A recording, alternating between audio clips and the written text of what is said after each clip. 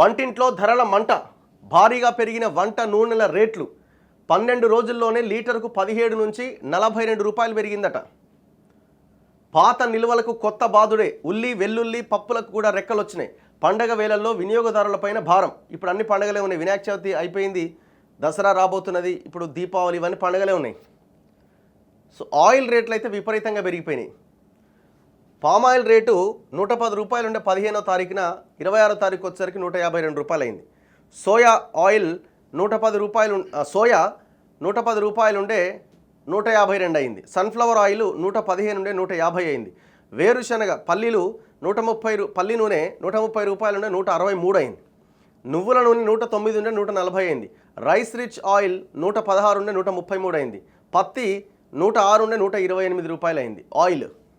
ఇట్లా oil rates పెరుగుతున్నాయి. కారణం ఏంటంటే కేంద్ర ప్రభుత్వము ఇంపోర్ట్ చేసుకునే దాని మీద ఆ ట్యాక్స్ అనేది పెంచింది.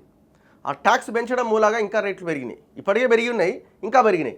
పండుగల సీజన్లో నిత్యావసరాల ధరలు మండిపోతున్నాయి. హోల్సేల్ మార్కెట్లు, మాల్స్లో కూడా సరుకులన్నీ తగ్గేదేలే అన్నట్టుగా పైకి ఎగబాకుతున్నాయి. వంట నూనెలపైన కేంద్ర ప్రభుత్వం దిగుమతి సుంకం పెంచుతున్నట్లు ఈ నెల 14న ప్రకటించగా మరుసటి రోజు నుంచే వాటి ధరలు పెరిగినాయి. కేవలం ఆయిల్ పామ్, సోయా, పొద్దుతిరుగుడులపై మాత్రమే సుంకం విధించినా మిగిలిన అన్ని వంట నూనెల ధరలు కంపెనీలు, వ్యాపారులు పెంచేశారు. ఇప్పుడు మీరు ఎక్కువగా వాడే ఆయిల్ ప్యాకెట్ ఏంది? సన్ఫ్లవర్ ఆయిల్ ప్యాకెటే వాడతారు కదా, మరి దాని మీదనే పెంచారు. ఈ పామ్ ఆయిల్ ఇవన్నీ హోటళ్ళల్లో దీంట్లో వేస్తూ ఉంటారు, వాళ్ళేం సన్ఫ్లవర్ వాడరు కానీ. సో ఆడ పెరిగింది, ఇళ్ళకి తెచ్చుకున్న ఆయిల్ పెరిగింది.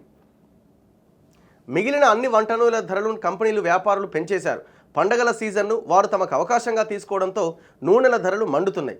నగరాలు, పట్టణాల్లోని దుకాణాల్లోనే కాదు, గ్రామాల్లో కూడా పెరుగుదల భారీగా ఉన్నది. ఆన్లైన్ విక్రయ సంస్థలు కూడా పెంచేసినాయి. మాల్స్లోని నిల్వలను నల్ల బజారుకు తరలించి అధిక ధరలకు విక్రయిస్తున్నారు. ఇట్లా వినియోగదారుడు ఏం కొనడానికి అవకాశం లేకుండా పోయింది. సామాన్య ప్రజలు అయితే చాలా దారుణమైన పరిస్థితి.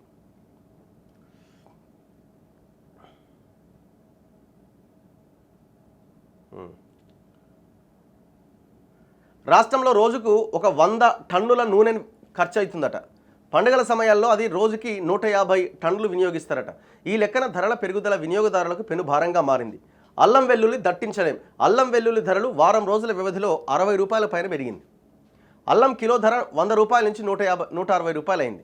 వెల్లుల్లి 300 నుంచి 360 రూపాయలు అయింది. మాల్స్లో అయితే వెల్లుల్లి ధర 400 పలుకుతున్నది.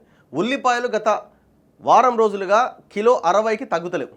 ఎండుమిర్చి కిలో 200 నుంచి 250 రూపాయలకు చేరుకుంది. మరోవైపు పప్పులు సైతం తామేం తక్కువ కాదన్నట్లుగా మండిపోతున్నాయి. కందిపప్పు కిలో ధర 20 రూపాయలు పెరిగింది, 170 రూపాయలు అయింది. పెసరపప్పు 30 పెరిగింది, 150 అయింది. మినపప్పు 15 పెరిగింది, 135 అయింది. శనగపప్పు 5 పెరిగింది, 105 రూపాయలు అయితే పలుకుతున్నది. ఇది ఒకవైపునేమో వీళ్ళు ట్యాక్స్ వేయడము ఇవన్నీ ఒకవైపు ఉంటే, దీన్ని అదునుగా చేసుకొని దళారీ వ్యవస్థ ఈ సరుకునంతా కూడా హోల్డ్ చేసి పెడుతుంది. దీనివల్ల ఇంకా రేట్లు పెరగడానికి అవకాశాలు ఎక్కువ ఉంటాయి. ఈ దళారీ వ్యవస్థని ప్రభుత్వాలు కనుక నియంత్రించగలిగితే, కట్టడి చేయగలిగితే రేట్లు తగ్గడానికి అవకాశం ఉంటుంది కొంతమేర. ఎవరి దళారులంతా మనతో గిల్లే కదా, మళ్ళీ లీడర్లు, వాళ్ళ వ్యవస్థ వీళ్ళే ఉంటారు మళ్ళీ.